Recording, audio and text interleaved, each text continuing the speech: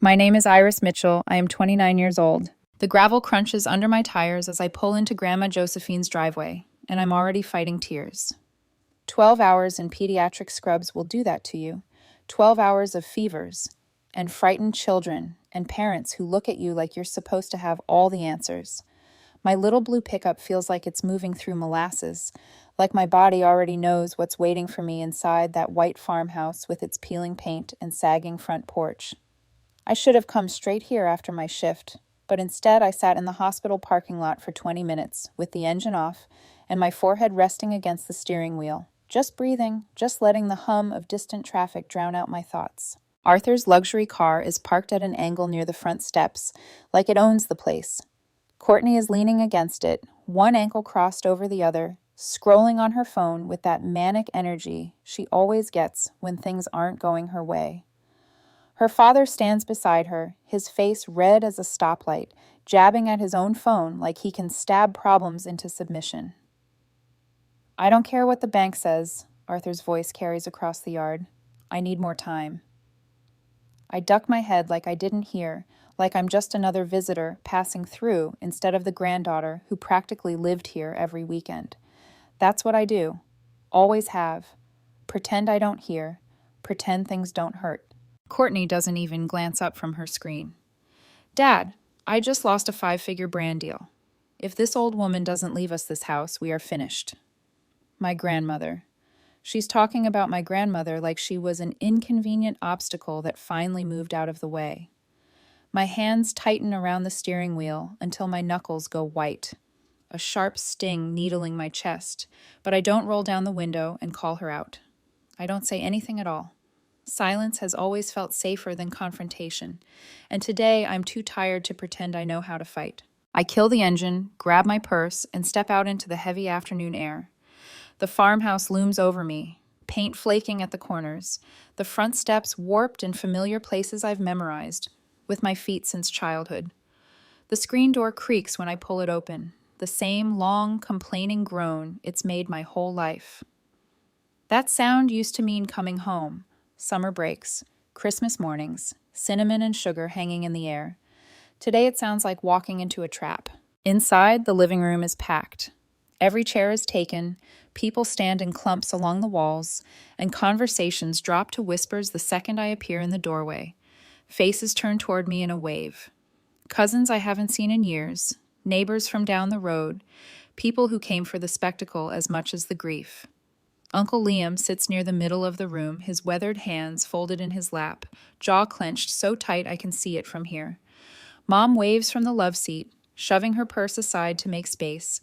Helen Mitchell at 53 still trying to keep everyone happy, still trying to smooth over family disaster with a tired smile and a plate of cookies. I cross the room under the weight of 100 unspoken judgments and sink beside her. She squeezes my hand immediately, her palm damp. "You okay, honey?" she whispers, eyes searching my face.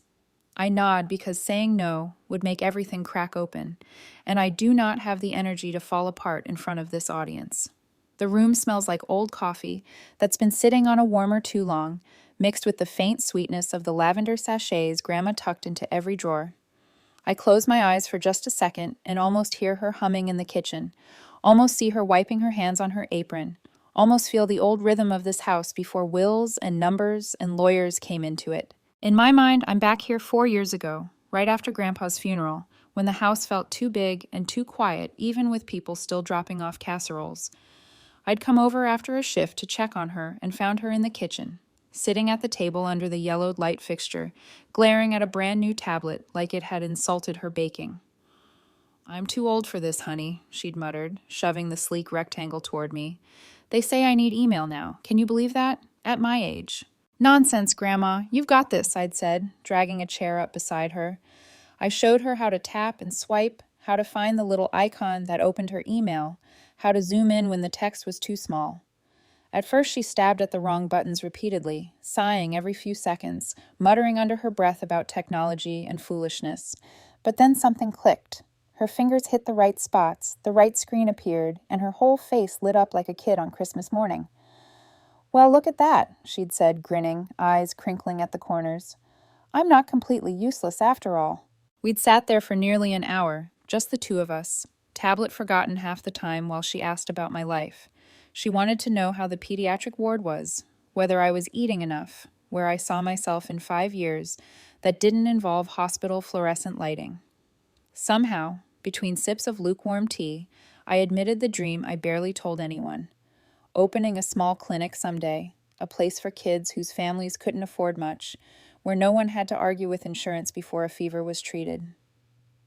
A place where they're not just numbers, I'd said, tracing circles on the table with my fingertip, where someone actually listens to them.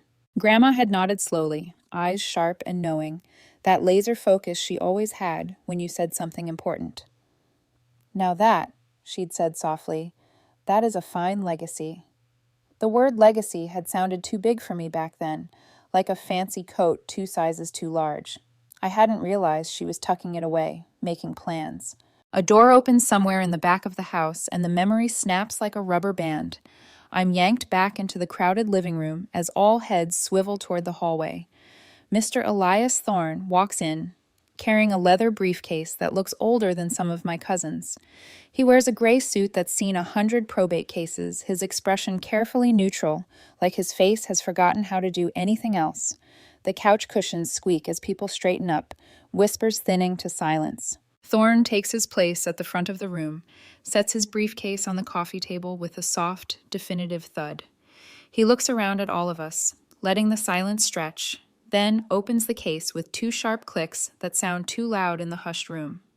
"Thank you all for being here," he says. His voice is steady, polished. "As you know, we're gathered for the reading of Josephine Mitchell's last will and testament." My throat tightens. Hearing her name spoken in that formal tone makes the loss real in a way casseroles and condolences never did. Thorne pulls out a thick document, adjusts his reading glasses with practiced ease. "Mrs. Mitchell was very specific about her wishes," he says. "Let's begin." He starts with the smaller bequests. "To Liam Mitchell, I leave $40,000. Uncle Liam nods once, eyes glistening, lips pressed together. "To my daughter, Helen Mitchell, I leave $75,000. Mom covers her mouth with her hand, tears spilling over despite her attempt to hold them back. All her life, she's been the one making do, stretching paychecks, smoothing rough edges. Seeing her given something without strings attached twists something in my chest. Then Thorne's gaze shifts, and the room seems to hold its breath. To Arthur Vance and his wife, I leave $15,000, he reads. Arthur actually scoffs, loud, derisive, like someone just offered him pocket change instead of a gift he does not deserve. His wife mutters something under her breath that I can't quite catch, but the disdain on her face says enough. To Courtney Vance, I leave $5,000. Courtney goes instantly still, her knuckles whitening around her phone. Her jaw tightens, eyes going flat and cold in a way that makes the hairs on my arms stand up. I watch the calculations flicker across her face. Brand deals lost, bank loans looming. The house she assumed was already hers. Thorne clears his throat and moves to the final section.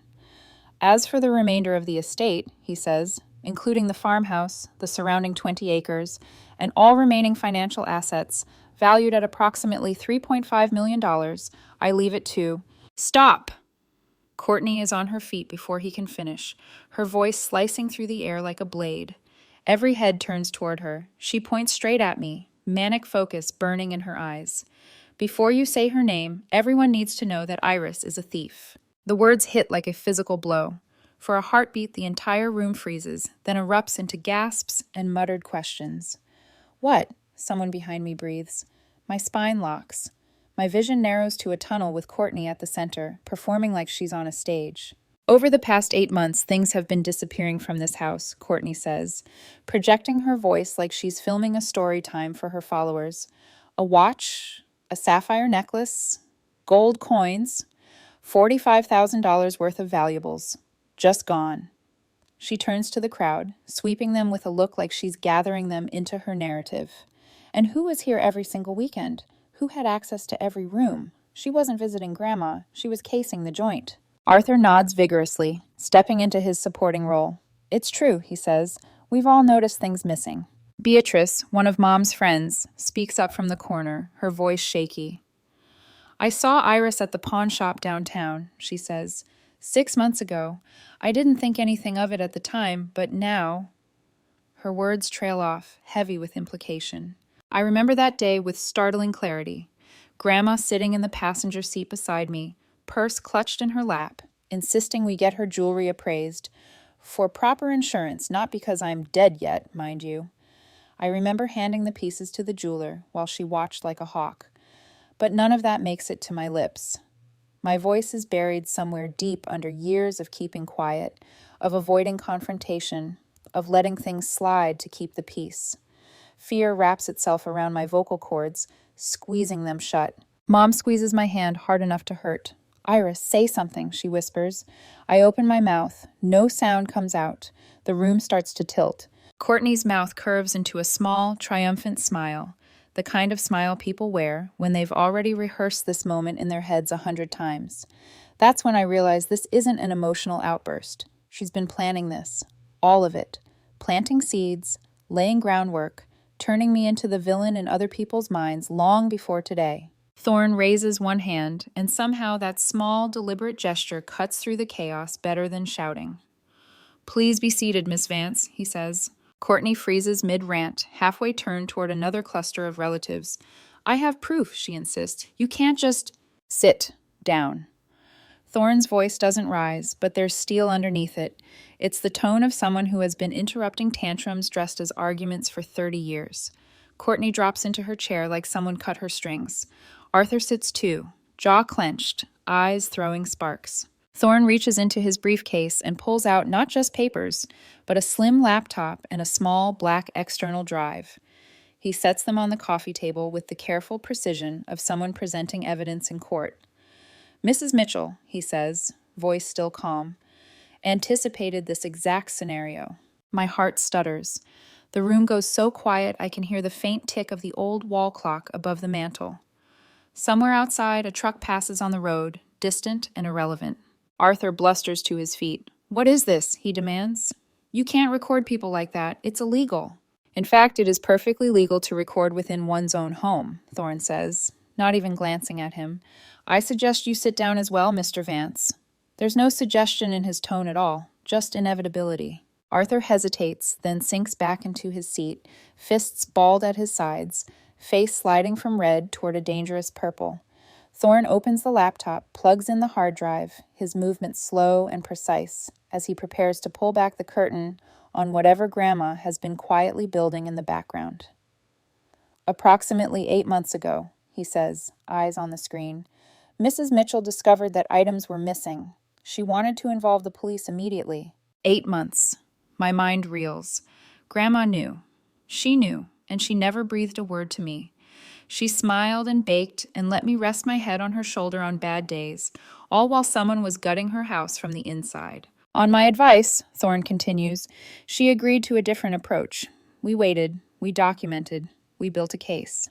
The word case lands with a weight all its own. I stare at the back of his laptop, at the thick cord leading to the television mounted above the fireplace, the same TV where Grandma and I watch cooking shows on Sunday afternoons, and feel something shifting inside me. The old version of me, the one who stayed silent in the face of cruelty, trembles. Somewhere deep down, a locked door shudders, hinges creaking. Thorne finishes connecting the cables and picks up the remote. The black screen on the wall flickers, ready to come to life. Around me, relatives lean forward unconsciously, drawn toward the promise of truth or spectacle or both. Mom's grip on my hand tightens again. Uncle Liam straightens in his chair, jaw set. Courtney's fingers hover over her phone, frozen. There are recordings, Berchuram, Thorne says. Multiple recordings. He looks up from the laptop and sweeps his gaze across the room, letting the statement sink in. I believe they will answer many of the questions that have just been raised. He presses a button, and as the screen begins to glow, every muscle in my body tenses, bracing for whatever comes next. The television screen brightens, casting a cold, bluish glow across the packed living room. The air feels tight, like the entire space is holding its breath with me. A timestamp appears in the corner of the screen. 8 months ago, 2:47 p.m. The camera is aimed at Grandma's office, a tiny, cluttered room with a desk older than I am, drawers slightly crooked from years of use, and a window overlooking the garden where she used to grow basil and petunias in mismatched pots. A figure enters the frame. Courtney. She moves quickly, with the confidence of someone who doesn't think twice about being there. She goes straight to the desk drawer, glances around half-heartedly, then dips her hand inside. When she pulls it out, something glints in her palm, round, metallic. Gold coins. She slips them into her jacket pocket. Someone gasps. Several someones. The sound ripples across the room, jagged and horrified. Beatrice's hand flies to her chest. Liam mutters something under his breath, low and furious. Even Mom, sweet, gentle Mom, lets out a sharp inhale. Courtney grips the edge of her chair, knuckles pale. That's taken out of context, she sputters, but her voice cracks in the middle, exposing the panic beneath. Thorne hits pause. The frame freezes on Courtney's blurry outline, hand still halfway into the drawer like a shoplifter in a security photo. Mrs. Mitchell installed a surveillance system shortly after the first missing item, Thorne says, addressing the room in his calm, clipped cadence. She was very precise about placement. Courtney shakes her head violently. You can't use that. You can't record people without telling them. We are in a single-party consent state, Thorne replies without looking at her. Mrs. Mitchell had every right to document theft occurring in her home. Arthur jolts to his feet. This is entrapment, he growls. That old woman was confused, manipulated. This is illegal. Mom stands abruptly, her voice trembling with anger I rarely see from her. Don't you dare talk about my mother like that. The room's energy shifts, sympathy bleeding away from Arthur in a wave. People edge away from him in their seats, forming an unspoken barrier between his outrage and the truth that's rising to meet it. Thorne adjusts the laptop and continues. Next clip. The screen flickers again. New timestamp. Different room. Kitchen camera. Grandma's kitchen. The same place where she taught me to roll pie dough, where she laughed at her own jokes, where she insisted homemade food cures all wounds except heartbreak. The table sits center frame. Arthur and Courtney occupy the same side like co-conspirators. Courtney's voice fills the room, crystal clear even through the static hum of the recording. I told everyone Iris is casing the joint, she says with a smirk. By the time the will is read, they'll believe she's the thief. My stomach drops. Hearing my name from her lips like that, weaponized, twisted, makes the edges of my vision blur. Arthur leans back in his chair. How much did the watch sell for? 20,000, Courtney replies breezily. The sapphire got 30. Total, 50,000. Outrage detonates in the room. Someone swears. Someone shouts, You framed her? Uncle Liam's chair scrapes violently across the floor as he stands, fists clenched. He looks ready to cross the room and end something, but two cousins grab his arms, holding him back before things turn physical. Mom sinks into her seat again, face pale and stricken. Tears spill onto her blouse as she looks at me, a mix of apology and heartbreak filling her eyes. Floorboards creak. People shift. A neighbor, Mrs. Patterson, whispers a shaky, I can't believe I ever doubted, and wipes her cheek. Courtney hides her face in her hands. Arthur keeps shaking his head like a man drowning in his own denial. The screen goes black again. Thorne closes his laptop briefly, only to reopen it with a careful motion. The will contains a morality clause, he says. Anyone proven to have stolen from Mrs. Mitchell forfeits their inheritance and becomes liable for the full replacement value of the stolen items, $150,000. Arthur's eyes widen in a calculation that looks equal parts fury and fear. Courtney whispers, We don't have that, her voice cracking like glass. Thorne reaches into his briefcase and pulls out a navy velvet box. He opens it so the light catches the deep blue stones inside. The sapphire necklace Grandma wore to every major family gathering. The one Grandpa gave her for their 40th anniversary. He crosses the room and places it gently in my lap. I was able to recover this before it was sold, he says softly. For a moment, I can't breathe. My throat is a knot of memories.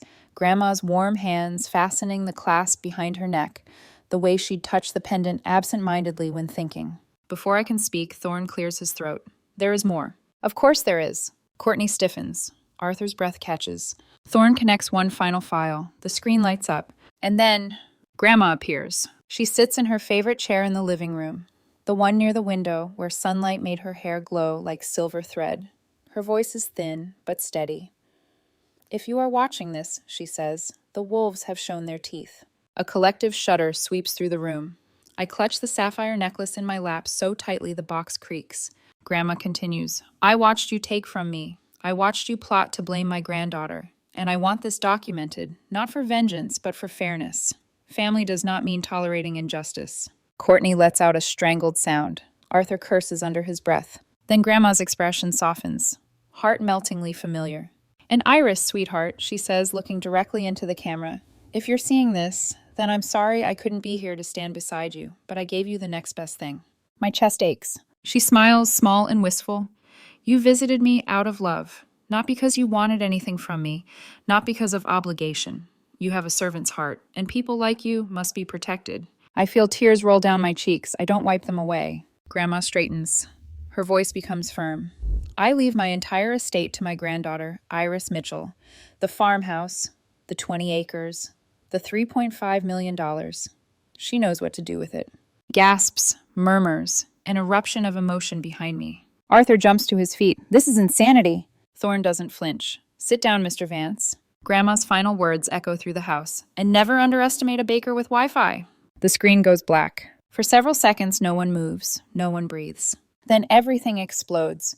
People rush toward me. A blur of apology, disbelief, relief. Mom collapses into sobs.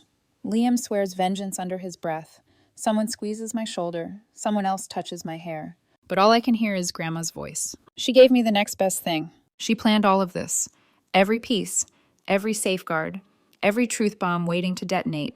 The woman they underestimated had wired the entire house to protect me. And it worked. The room was still buzzing when Thorne closed the laptop, but underneath the shock and the murmurs, a deeper shift had taken place, one I could feel in my bones. For the first time all afternoon, the tide wasn't pulling me under. It was turning. Arthur and Courtney sat in their chairs like statues. Courtney's mascara had smudged into gray half-moons beneath her eyes, and Arthur's hands shook from barely contained rage or fear, maybe both. No one in the room moved toward them now. The space around them widened, as if the entire family had silently agreed to let the two of them drown in the truth they'd created.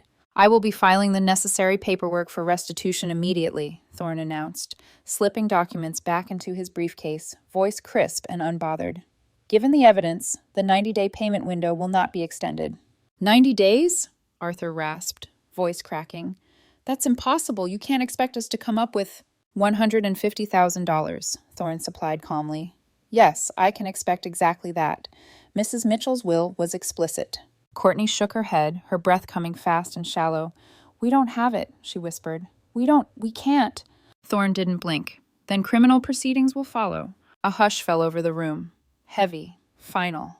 A door slamming shut on the future they had assumed they'd inherit. Courtney suddenly lurched to her feet, her trembling lips curling into a shaky snarl.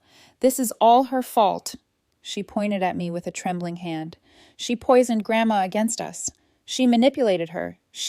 Enough, Mom snapped, voice sharper than I'd ever heard it. She rose, stepping between Courtney and me, like she was shielding me with her whole body. You framed her. You stole from her grandmother. You humiliated her in front of our family. Don't you dare try to twist this. Courtney crumpled back into her seat, sobbing into her hands. Arthur slumped forward, elbows on knees, head hanging low. For the first time, his bravado seemed to melt completely, leaving behind a man who looked disturbingly small. People began drifting toward me, cousins offering soft apologies, neighbors murmuring their regret, Beatrice gripping my hands tightly and whispering again and again, I'm so sorry, honey. I didn't know. I swear I didn't know. Some part of me heard it all, but it felt muffled, like I was underwater. My focus kept slipping back to where Grandma had been on that screen, the fierce intelligence in her eyes, the iron certainty in her voice. She had protected me even after she was gone. She had known exactly what needed to be done, and she'd laid the trap with quiet, meticulous care. Thorne approached me, holding a small brown package wrapped in neat paper. This was left specifically for you, he said. My fingers trembled as I unwrapped it. Inside lay Grandma's recipe book, the one she'd guarded like a treasure map, filled with decades of scribbles, notes, stains, and memories baked into every page. There was a folded slip of paper tucked inside the first page. For the clinic's bake sales. Love, Grandma. Something inside me cracked open. Tears poured freely down my cheeks. Unstoppable. Mom wrapped an arm around me, pulling me close. "She believed in you, sweetheart," she whispered. "She believed in who you are." I wanted to speak, but my voice wouldn't form the words. I could only nod. Behind me, Thorne straightened. "There's one additional matter," he announced. Relatives glanced up. Liam stiffened. Courtney lifted her blotchy, tear-streaked face. "A no-contact order," Thorne continued. "Mrs. Mitchell requested that her granddaughter be offered one if, in my assessment, safety or peace of mind required it." His gaze slid toward Arthur and Courtney pointedly. "I will prioritize that paperwork this evening." Arthur sprang up, fists clenched. "This is a joke! You're letting her take everything. The money, the house, the land, everything. And you're going to cut us out of our own family?" "You cut yourself out," Liam said, stepping forward with the slow, controlled posture of a man holding back a lifetime's worth of fury. "When you stole from my sister, when you tried to ruin her granddaughter, you cut yourself out." Arthur's face twisted. For a second, I truly thought he might do something reckless, lunge at me, at Thorne, at the nearest piece of furniture. But then Aunt Marie's husband moved subtly behind him, joined by two cousins. Not threatening, just present. Arthur saw them and sat down. "Finally," Courtney tried one last time, voice raw and desperate. "Iris, please, please, you don't have to do this. Just let us explain." Her eyes were wide and pleading, but behind the tears there was still calculation, still the flicker of entitlement. I stood, slowly. My legs felt like they belonged to someone else, but they held firm. "Explain what?" I asked softly. "The theft? The lies? The video where you planned to destroy my reputation? Or the way you accused me before the will was even read?" Courtney sobbed harder. I shook my head. "No, I'm done being quiet. I'm done letting people walk over me because it's easier than speaking up." My voice steadied, strengthened. "You chose your actions. Now you live with them." Liam's eyes shone with quiet pride. Mom squeezed my arm again. Around the room, relatives nodded subtly, signaling that the verdict wasn't just Grandma's, it was the family's too. Thorne checked his watch and began gathering his things.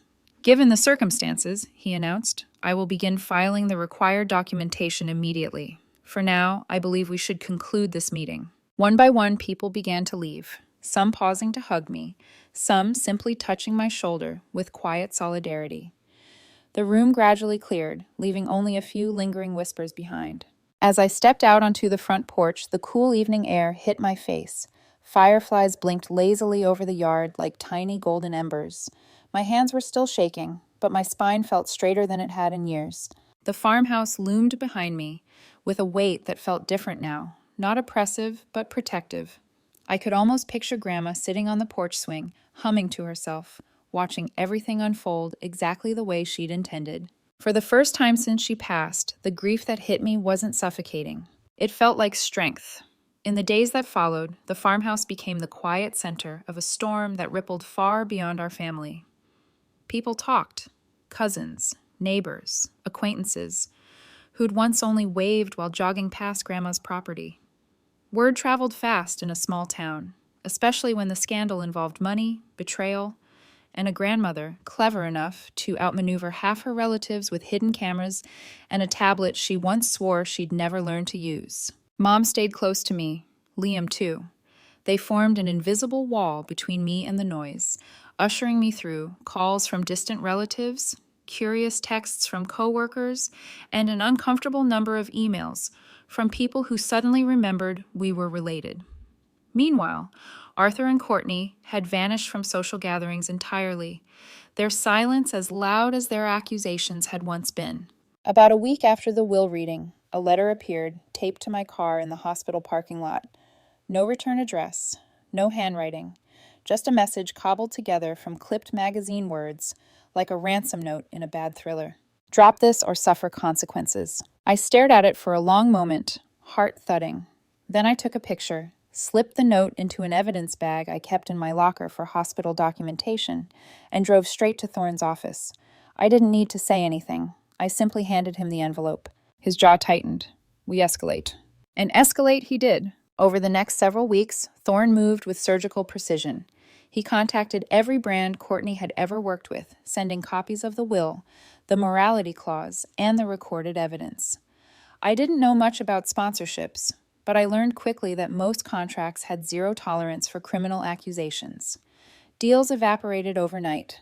Her carefully curated online persona, with its pastel filters and soft lighting and inspirational quotes, crumbled like brittle sugar glass. Then came the IRS notifications to Courtney, triggered by the stolen assets, and years of undeclared influencer income. Thorne explained it to me like this: you cannot steal $50,000, pawn it, and pretend the government won't notice. Apparently, the government notices everything. And they were very interested. Arthur wasn't spared either. His vape shops, already drowning in loans he kept pretending were temporary setbacks, went into default within 2 weeks. Suppliers demanded cash on delivery. The bank moved forward on foreclosure.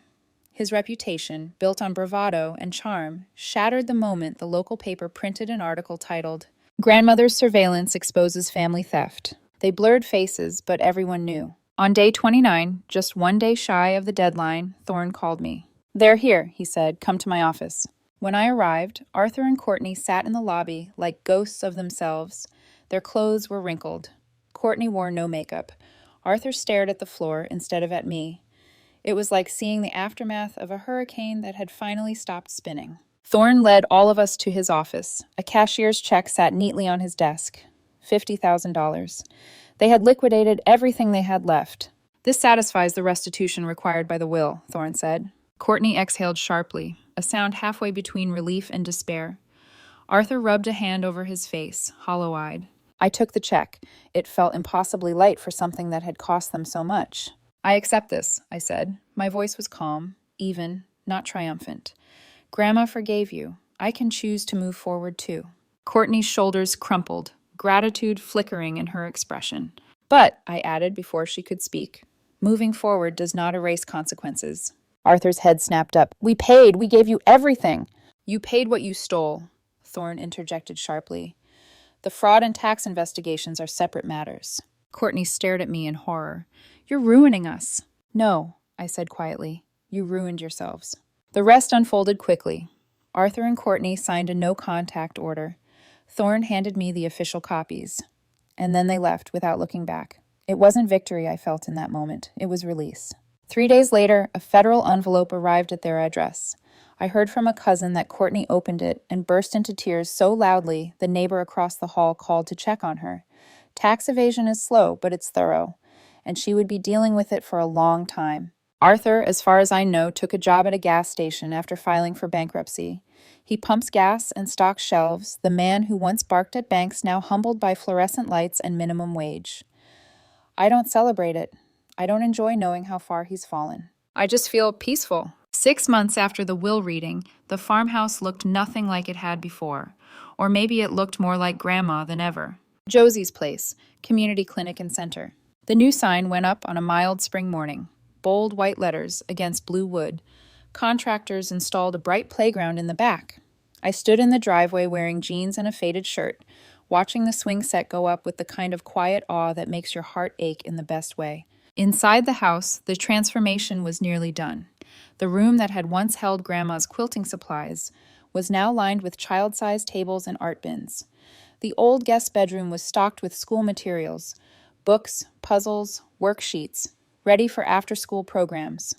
Her kitchen, where she taught me to roll out dough, now gleamed with commercial-grade appliances for cooking classes. And upstairs, where her bedroom used to be, was my office.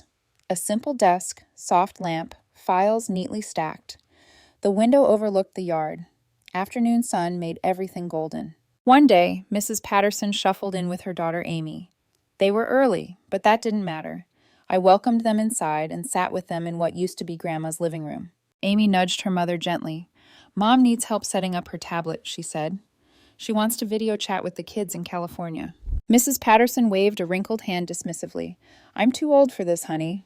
The words hit me like a warm punch to the chest. "Nonsense," I said, pulling up a chair. "You've got this." Her eyes widened. "Really?"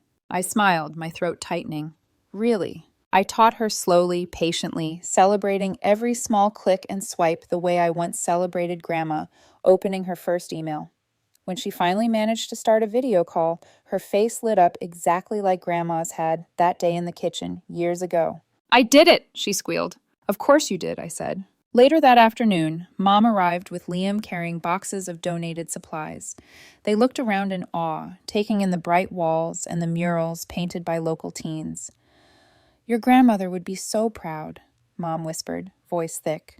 She planned this, I said simply. She really did. Volunteers began showing up every Saturday. Cousins painting walls, neighbors sorting donations, people from the community eager to help bring Josie's place to life. Some apologized for believing Courtney's lies. Some admitted they had doubted me. I forgave all of them. Manipulation works because it wears a familiar face. One night, when the contractors had left and the house was quiet except for the hum of new appliances, I stood alone in the kitchen. Grandma's old recipe book lay open on the counter, flour dusting its pages. I was making snickerdoodles for the clinic's opening day. The sunset spilled through the windows, bathing the kitchen in gold. On the wall, I'd hung a photo of Grandma and me from that tablet lesson, the two of us smiling like the world was simple for just that hour. Beside it, in a small frame, was the first dollar ever donated to the clinic from a neighbor who remembered Grandma's kindness. And tucked in the corner, in her shaky handwriting, was a note I found pressed into her recipe book. Truth always wins. And as I rolled the dough between my palms, I realized the truth hadn't just vindicated me. It had set me free.